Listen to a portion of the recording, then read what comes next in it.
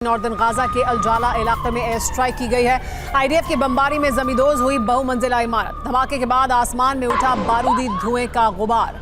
Air strike के चलते अल-जाला में मचा है हड़कंप।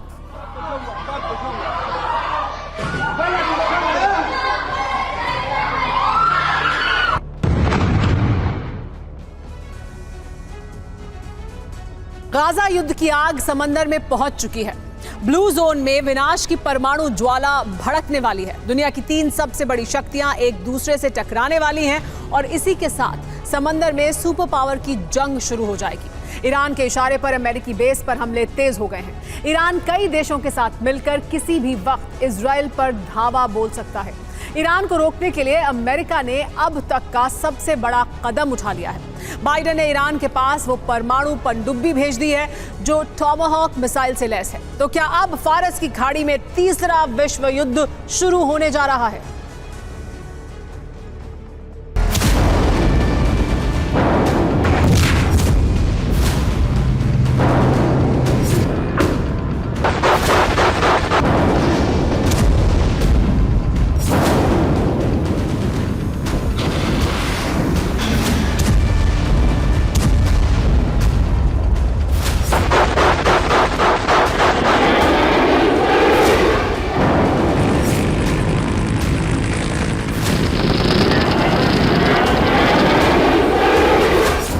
ये युद्ध अब सिर्फ इजराइल और हमास का युद्ध नहीं रहा। ये जंग अब तीसरे विश्व युद्ध का रूप लेती जा रही है।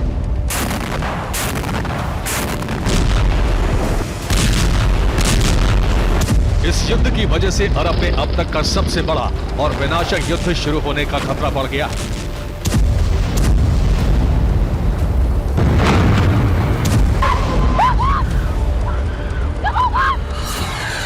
ये सुपर पावर का रन होगा। इसमें एक दो नहीं बल्कि दुनिया की सभी महाशक्तियां शामिल होंगी।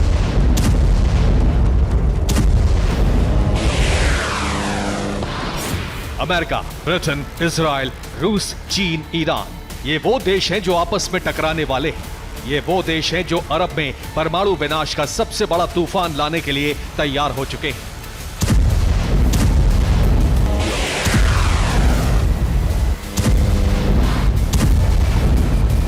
अरब में ये एटमी रन ब्लू जोन में छिड़ने वाला है। समंदर की उफनती लहरों पर ऐसी जंग होने जा रही है जो कई देशों में विध्वंस का कारण बन सकता है।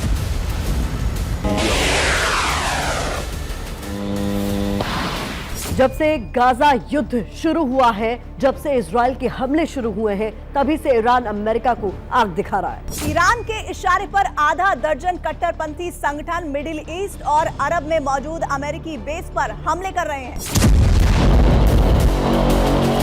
इराक और सीरिया में ईरान के प्रॉक्सी संगठन अमेरिकी बेस पर करीब करीब हर रोज हमले कर रहे हैं।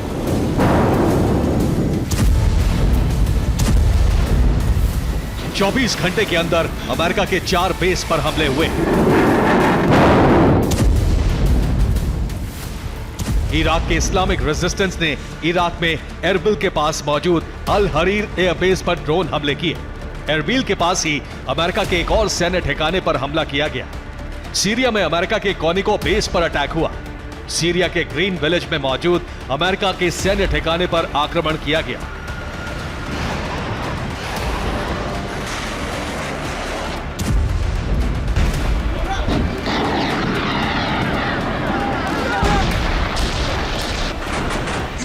अक्टूबर से लेकर अब तक अमेरिकी बेस पर 45 से ज्यादा हमले हो चुके हैं। अमेरिकी एयर बेस पर ये हमले ईरान के इशारे पर हो रहे हैं, जिससे अमेरिका परेशान है। सीरिया के तल बैदर बेस पर 2 बार हमले हो चुके हैं। सीरिया के अल शहादी बेस पर बार बार हमले हो चुके हैं। सिराय के ही यूफ्रेट्स बेस पर 4 बार हमले हो चुके हैं। सीरिया में ही मौजूद ग्रीन विलेज बेस पर 5 बार हमले हो चुके हैं। रुमालिन बेस पर 1 बार अटैक हुआ है। अल तन्फ गैरिसन बेस पर 4 बार ड्रोन हमले हुए हैं। सीरिया के कोनिको बेस पर 2 बार अटैक हो चुके हैं। इराक के बशूर में मौजूद अमेरिका के बेस पर 4 बार हमले हो चुके हैं। इराक में अमेरिका के एरबिल बेस पर 6 बार ड्रोन हमला हो चुका है। अल असद एयरबेस पर 13 बार हमले हो चुके हैं। बगदाद के पास मौजूद अमेरिकी ठिकाने पर 1 बार हमला हुआ है। यानी 23 दिनों के अंदर अमेरिकी बेस पर 47 बार आक्रमण हो चुका है।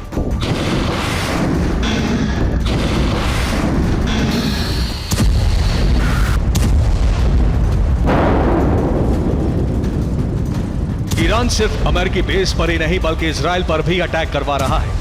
यमन से हूती विद्रोही लगातार इजराइल पर रॉकेट और ड्रोन से हमले कर रहे हैं। 24 घंटे में हूती ने 2 बार इजरायली धरती को दहलाने की कोशिश की। अमेरिका के पास इस बात की सीक्रेट रिपोर्ट है कि ईरान भी युद्ध में उतरने की तैयारी कर रहा है।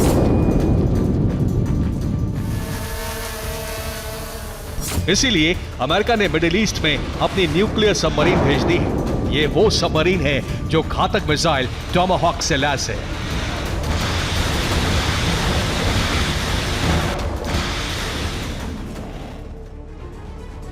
अमेरिका ने ईरान, इराक और सीरिया के पास फारस की खाड़ी में जो न्यूक्लियर सबमरीन भेजी है उसमें टॉमाहॉक मिसाइल लगी है। अमेरिका की टॉमाहॉक मिसाइल कितनी खतरनाक है अब इसे भी समझिए। असल में टॉमाहॉक मिसाइल सब सोनिक क्रूज मिसाइल है। यह सब सोनिक स्पीड से दुश्मन पर हमला करती है। इसकी रेंज है 2500 किलोमीटर, यानी ये 2500 किलोमीटर दूर मौजूद अपने टारगेट को तहस नहस कर देती है। ये 400 किलोमीटर प्रति घंटे की रफ्तार से जाकर धावा बोलती है। ये अपने साथ 450 किलो का वॉरहेड ले जाकर तबाही मचाती है। इस मिसाइल को इंटरसेप्ट करना बहुत मुश्किल होता है। अमेरिका ने जो पनडुब्बी भेजी है उसमें 154 टॉमाहॉक मिसाइलें लगी हैं। युद्ध की स्थिति में अमेरिकी नेवी इन्हीं घातक मिसाइलों से प्रहार करेगी।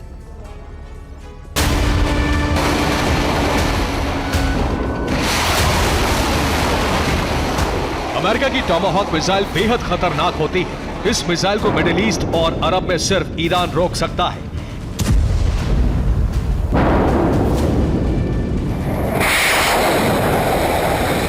ईरान के पास रूस के अत्याधुनिक एयर डिफेंस है जिससे वो टॉमाहॉक मिसाइल को इंटरसेप्ट कर सकता है।